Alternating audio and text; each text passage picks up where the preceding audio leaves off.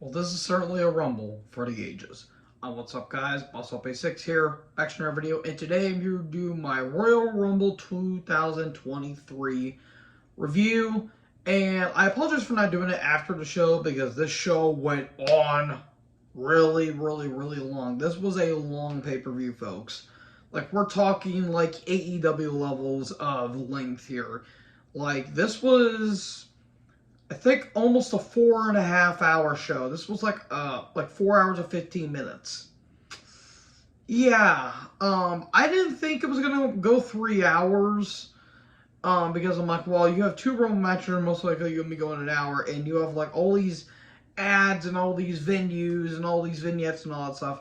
If they would have cut that down, then I probably wouldn't have a problem with it. But unfortunately, we can't be changing that. I am going to say I'm going to be praising a hell of a lot on this show. But that doesn't mean I ain't going to be slamming it in some parts of it. So, we kick off with the first Rumble of the event, which was the Men's Rumble. The Men's Rumble opened up, which I kind of like. I kind of like how they opened up with the men's and then the women's come a little bit later. So, the Men's Rumble, I'm going to go through all the participants and talk about how their performance is. Gunther at number 1, Sheamus at number 2, The Miz number 3, number 4, Kofi Kingston, number 5, Johnny Gargano, who actually I thought he suffered an injury, but it turns out he was fine. Number 6, Xavier Woods, 7, Karrion Kross, 8, Chad Gable, 9, Drew McIntyre, 10, Santos Escobar. Now, Gunther and Sheamus, I'm just going to say it right here, right now, they last until about the final 4. Miz, he was only in there for about 5 minutes. Kofi was in there for about 15, and he took a really nasty spill to the outside. He was going to land on one of the announce table's desk, but unfortunately he landed really awkwardly, and it looked like he may have either concussed himself or he hurt himself. That looked really bad. Gargano got a pretty damn good showing. He almost lasted a half hour. Xavier lasted for almost 10.5 minutes. Cross was in there for about 4. Gable lasted for only about 8.5 minutes. McIntyre lasted for almost 40. And Escobar lasted for about 5 minutes. So, overall, we're off to a pretty solid start. Then number 11, we have Angelo Dawkins. Number 12, Brock Lesnar, which I'll talk about him here in a little bit. Number 13, Bobby Lashley. Number 14, Baron Corbin. Number 19, Seth frickin' Rollins. Number 16, Otis. Number 19, Rey Mysterio, who I'll talk about here in a bit. Number 18, Dominic Mysterio. Number 19, Elias. And number 20, Finn Balor. Now, Dawkins had a pretty solid showing, and he only lasted for about 2.5 minutes. Brock came in, and he just ran rapid all over everyone. Suplexes, F5s galore, and all that stuff. And then Lashley showed up and eliminated Brock literally the same time that Dawkins got eliminated, so that's pretty interesting. And what I really like is how Brock was so pissed. He was like almost freaking clipped Lashley's leg with one of the announce table parts. He was slamming the steps onto the announce table. And I almost forgot to mention, Pat McAfee actually came back, and he was on commentary for us tonight, which good. It's always good to see Pat McAfee back, and he actually brings energy to the announce desk. That was some damn good stuff, and McAfee got in some great lines. And then when Corbin came down, Corbin got the piss beat out of him, which was hilarious. Then Seth came down. Seth had a pretty damn good showing. He eliminated Corbin in literally 7 seconds. And that wasn't even the shortest elimination of both the Rumbles, by the way. I'll get to that one here in a little bit. But it was the shortest one of the men's. Then Otis came down. He lasted for only about a couple minutes. Then Rey was supposed to show up, but Dominic Mysterio took him out when actually there was a report came out that actually Rey got injured during his match with Karrion Kross. And I thought Kross actually attacked him, but when Dominic came out and he was wearing Rey's mask, it was actually that Dominic supposedly attacked Rey, but Rey actually got injured again. But that kind of sucks because Rey, I think, was coming off of an injury. Now he's injured again, which Father Time's really coming down his door, and I'm really starting to think that Rey would probably not last another year, unfortunately. Which sucks. I love Ray, but sometimes even the greatest have to eventually, stay away. So Dominic came out. He lasted for about 25 minutes. That was 20 minutes too long, in my opinion. I like how Michael Cole called him a piece of shit. That was kind of funny. Elias literally was in there for about 40 seconds and he got eliminated. Like, there was only one, like, maybe one or two surprise entrants in this entire thing. And the Balor showed up. He lasted for only about, like, almost 8 minutes. So then we get to number 21, Booker T. Okay. I don't know why. Besides Texas, obviously, he's a Texan boy, but it felt like it was kind of like a wasted spot in all honesty. It was cool to see the Spinner Rooney, but he got eliminated by Gunther pretty quickly. Number 22 was Damian Priest. 23 was Montez Ford. Number 24 was Edge. I knew he was going to be in the Rumble. Number 25, Austin Theory. Number 26, Omos. Number 27, Strowman. Number 28, Ricochet. Number 29, Logan Paul. Talk about him in here a little bit. And number 30 was Cody Rhodes. So, yeah, the last 10 were kind of wasn't really up the hype. Booker literally lasted for about like 42 seconds. Priest was in there for about 4 minutes. He got eliminated by Edge. Montez really didn't have that much of a showing, which was kind of underwhelming in my opinion. He only lasted for about 45 minutes or 45 seconds. Jesus Christ. Edge came in. He only lasted like a minute and a half, which is kind of like a minute and 5 seconds, which is kind of weird because I feel like they rushed that a little bit, in my opinion. I feel like they could have drawn out a little bit with the Judgment Day, but fortunately that didn't. That led to like a big brawl on the stage where the long-ass ramp, which they really need to get rid of in all honesty, that ramp is way too long, where Balor was running, he legit tripped over himself, and then that led to Rhea showing up, and then Beth shows up, which I'll talk about the Women's Rumble here in a bit. And Beth spears Rhea, and you get all that stuff. So we're probably going to get a mixed tag match, maybe at the Chamber between Edge and Beth, maybe Rhea and Balor or something like that. We're most likely going to be getting that at the Chamber because of Canada. Theory came in. I think he was part of the Final Four. I think he lasted for about 15 minutes. They almost showed up. He only lasted for a couple minutes. He got eliminated by Strowman. Strowman lasted for about 11 minutes. And then Ricochet, he only lasted for about 9.5. Him and Logan Paul did a really dumb spot that looked a little cool where they springboard both across the springboard coast to coast, clotheslined each other. And that freaking shot that Ricochet took, ouch, that looked like that hurt. And then Cody came in, he lasted... him and Gunther got the most elimination of the 5. Sheamus lasted for about 52 minutes, which was pretty damn good. McIntyre only lasted for 39. And Gunther is the Iron Man now. He lasted for 1 minute, 11 seconds, and 1 hour, 11 minutes, and 40 seconds, which is now the current record. He only needs to break one more, and that's the Intercontinental Championship record. And Cody lasted for about 15 minutes. They had a match within a match, trying to recuperate what Shawn and Taker did at at Royal Rumble 07, which ironically is 16 years ago. That happened in Texas as well. So there was some cool history being revisited there, and it was pretty intense down to the final few minutes. Cody wins. I knew he was going to win. Good match. Really damn good match. The only complaints I had is, one, it went about probably 5 minutes too long. There was some messiness with the Judgment Day, and I felt like they could have had some other people, you didn't have Dexter Loomis show up. You didn't have Bronson Reed in, which that was really, really disappointing. I really would have loved to see Bronson in there. Elias, I like Elias, but it felt like it was a wasted spot.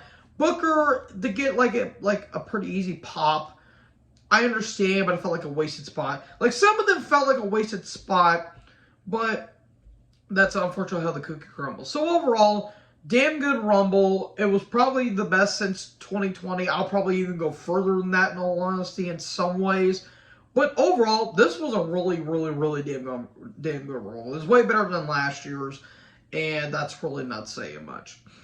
So, have fun following up that one, fellas, because up next is a Mountain Dew Pitch Black match between Bray Wyatt and LA Knight, and I immediately about turn off the show after this.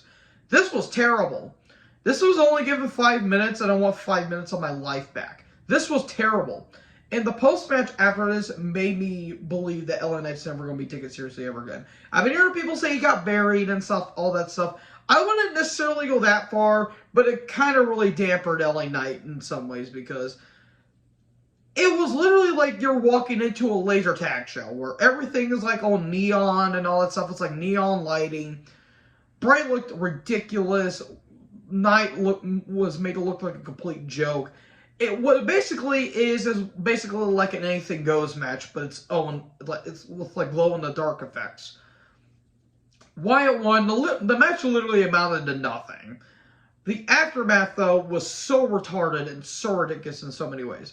So they're onto this weird crash pad-like structure where Uncle Howdy is up above, and he does an elbow drop that he missed like 45 meters from where LA Knight is standing, and everything kind of goes up in the flames, and all the other Firefly Funhouse characters are watching below as, you know, Wyatt and Uncle Howdy do all this to LA Knight. This was stupid. This was terrible. This is one of the worst matches I've seen this year, and we're only just getting out of January. Yeah. Speaking of things that weren't good, Alexa versus Bianca. Bianca, God, Jesus, God bless her, she tried, but this was not a good match. This probably went about 2 minutes too long. It was bland. It was boring. This was a boring match. This crowd did not care. They were literally put in a dead spot. And thank God Bianca retained. I got all my predictions right, too, by the way, which is a clean sweep, which I don't think I've ever gotten, I think. Maybe 1 or 2 pay-per-views, but this is by far the best predictions I've had because I predicted everyone. Bianca won, thank God, and apparently Alexa Bliss going back to her spooky gimmick, which, good. This is exactly what I need on my goddamn television. More Alexa spoopiness. Whoever decided to think about this and thought this was a good idea should be held up for crimes in wrestling. This ain't wrestling. Go to Hollywood and do this. Don't put it on a wrestling promotion. Yes, Undertaker and Kane did it as well, and you can do all that stuff. But here's the thing. It did not jump the shark. Well, it did jump the shark in some ways, but it didn't go over the board and didn't go this stupid when it comes to all the spoopy supernatural stuff. Like, Jesus H. Christ, this was bad. What wasn't bad, except for some participants, was the Women's Rumble match, which, let me go over the participants here. We have, at number 1, Rhea Ripley. Number 2, Liv Morgan. Number 3, Dana Brooke. Number 4, Emma. Number 5, Shayna Baszler. Number 6, Bayley. 7, B-Fab. Great. Number 8, Roxanne Perez. Number 9, Dakota Kai. And number 10, Io Sky. Rhea is the longest, is the Iron Woman of this match. She literally outlasted Liv by 1 second, but they were down to the final 2. Rhea put on a really damn good performance, even though she got banged up big time. And I should have mentioned, too, that Gunther got his back sliced up because Elias smashed him over the back with the guitar, which that looked brutal. Rhea got banged up pretty bad. I think she, had a bloody nose. She had a lot of bruises all over her face. It looked really bad. Liv put on a hell of a performance. This is probably the best performance she's had. In terms of, not only, in the Rumbles, but, in part of her, a wrestling capacity, because she put on a hell of a performance here as, an underdog. Dana Brooke, God bless her, she tried. She really, really, really did try, but Dana's just kind of there, in all honesty. She really does try. She lasted a good while. She only lasted, almost 12 minutes. Emma came down. I legit forgot she was even in the company. That's not a knock. She just not featured a lot. I kind of forgot she's even in the company. She lasted over 10 minutes. Shayna had a pretty solid performance too. She only lasted 13 and a half minutes. Bayley, she put on a damn good performance as well. She almost lasted a half hour. The BFAP showed up, and I almost turned off the Rumble match. Because I'm sorry, this wannabe Jade is not good. She only lasted 36 seconds, which good. Then Roxanne showed up. That was pretty damn good. She got a big pop because she is from Texas. Texas girl. And, you know, the NXT Women's Champion, so that's pretty good. She only lasted like 4.5 minutes, and that really pissed off the crowd. Dakota and Io, they both got a really good performance. Dakota lasted for almost 22.5 minutes. Io lasted for almost 21 minutes. And then we get to, like the second portion of it. At number 11, Natalya. Natty's back. That's good. Number 12, Candice LeRae. Number 13, Zoe Stark from NXT. Number 14, Xia Li. Number 15, The Man, Becky Lynch. 16, Tegan Nox. 17, not Asuka, Kana. And I'll talk about that here in a little bit. Number 18, not Doudrop anymore, Piper Niven. Good. She shouldn't have been called Doudrop in the first place. That's for you, Johnny Ace. Number 19, Tamina. And number 20, Chelsea Green. Okay, where was Matt Cardona at? I have no clue. Natty showing up was good. I love seeing Natty. She probably has one more title run left in her, and I think she might retire shortly thereafter because I don't think she's going to win in her women's world championship because she's already solidified her veteran status. But I'd like to see Natty probably with another tag title run at some point. I really love Natty. I really do. She's a veteran, for God's sake. Candice put on an okay performance. She only lasted for about 5 minutes. Zoe put on a pretty damn good performance too. She lasted for almost a half hour. And she remembered when the first ever Royal Rumble happened because she was probably in attendance for it. Yes, I know that's me, but Jesus Christ, folks. You cannot tell me she almost looks like in her 50s and she's only in her 20s. Good God almighty. I have friends that are in their 20s that look way much younger than Zoe Stark. 14, Xia Li. I need Xia to kick me as hard as she can. I take no further questions. She lasted for about 15.5 minutes. Becky Lynch showed up. She only lasted almost 11 minutes, which that's kind of bizarre to think. She was obviously still going after Bayley and Damage Control for what they did on Raw this past weekend, which I like that continuity. Tegan Nox came in. She only lasted for a couple minutes, which, okay. And then Kana shows up. It wasn't Asuka. It was Kana, the darker side of Asuka. And I'm surprised no one ran. Nobody ran, which that goes to show you that how terrifying Asuka, aka Kana, is. Because it's literally like not the Keiji Muto, it's the darker side of Keiji Muto. I forgot the name of it. But that side of Muta, where he's like trying to stab someone with a screwdriver. Go and watch his match against Jushin Thunder Liger from 1996, and you know what I'm talking about. Jesus Christ, that was brutal. But yeah, this darker version of Kana is just amazing. It's terrifying, and I love it. She lasted for about 33 minutes, which that's a damn good performance. Then Piper Niven shows up, which good. I miss Piper. Apparently she had a COVID scare, which I'm glad she's doing all right. I love Piper. She's beautiful, and she's really good for a woman her statuesque and her size too. Like, she could have been the female equivalent of Vader in the modern era for WWE. She lasted for almost 30 minutes. She only lasted like 20 minutes, which that's a damn good performance. Tamina came in. She didn't really last all that long. She only lasted for almost 12 minutes. And then Chelsea Green showed up, and she only lasted all of 5 seconds.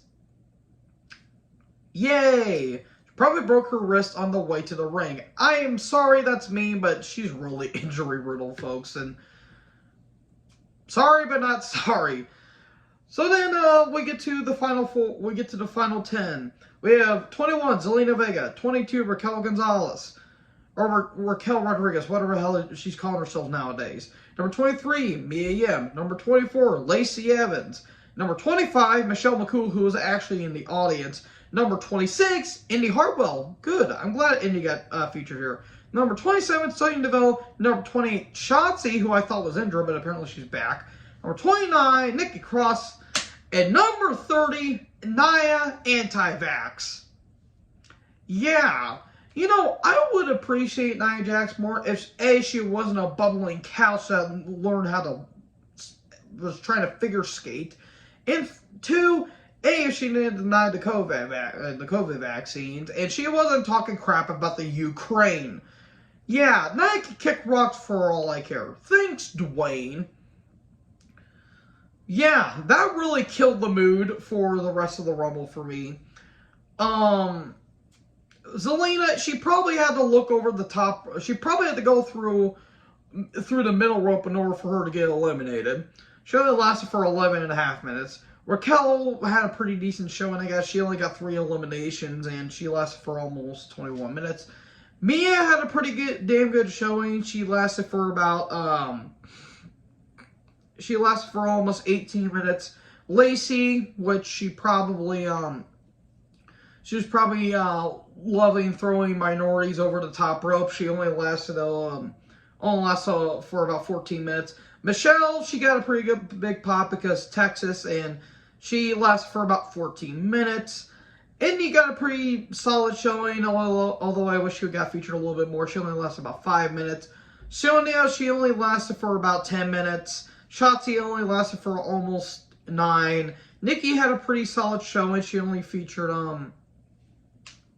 she only got in for about 9.5. And then Nia Jax only lasted 2. It was 2 minutes too long. Thank God Rhea won. That's all I'm saying. Rhea won deservedly. That was a damn good performance. And have her and Bianca go at it for the title, because they were originally going to be having a Money in the Bank, but unfortunately Rhea had her injury and they never had their match. So I'm glad Rhea finally is going to get showcased more. Good. Good for mommy. And then we get to the main event, Roman Reigns versus Kevin Owens, with Roman Reigns with Paul Heyman and Sami Zayn versus Kevin Owens for the Undisputed WWE Universal Championship. I do want to say whoever said the tribal queef, whoever said have that sign should get a paycheck in my opinion, because that was hilarious. Yes, Drew said it before, but this one kind of exploded in popularity for some reason. This was a fine match. This was actually a pretty solid match. The problem is, it felt like a bit one-sided. And the post-match I'll talk about here in a bit. It was good hard hitting. This is probably their weakest of the 3 matches, only because it came after a Rumble. And it got the main event spot. But they had a pretty hard hitting match as usual. Roman, Roman displaying his dominance. KO was having that never say die attitude. That spear through the barricade looked pretty stiff.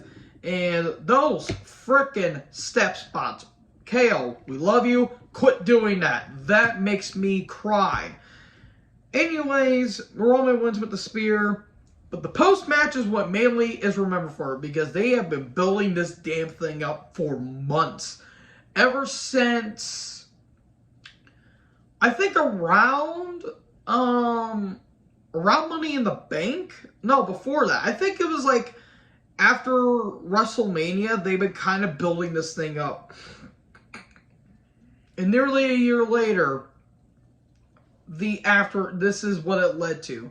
So they are just beating the god out of Kevin Owens at this point. They are beating the piss out of them. Like, they are super kicking them, and it's Solo with the running hip attack with the chair, and they are handcuffing KO, and Roman's going to get a chair and basically smash his brains with it. But Sami steps up and says, no, we don't need to do this anymore. Stop, no, don't do this anymore. And the crowd was eating all this alive and then some. Jesus Christ, this crowd was red hot for this. And this was a really damn good. The only problem I have is I felt like it dragged. I felt like you could have cut probably 5 or so minutes from this. But sometimes the journey is better than the destination. And the crowd is just waiting for Sami to do it. And Roman's telling Sami to hit KO. And once Sami hit Roman, that crowd erupted. That was not a pop. That was an eruption. Shout out to Van Halen. That crowd blew up that roof. I have not heard a bigger pop like that in years. Like that was one of the loudest crowd reactions I've ever heard. We're talking Virgil turns on Ted DiBiase levels of a pop. Like, this crowd was damn good throughout this entire night. This was a really damn good crowd. They should probably go to Texas more. I wonder why. This was really, really, really damn good. And then Roman's distraught, and everyone is attacking Sami except for Jay.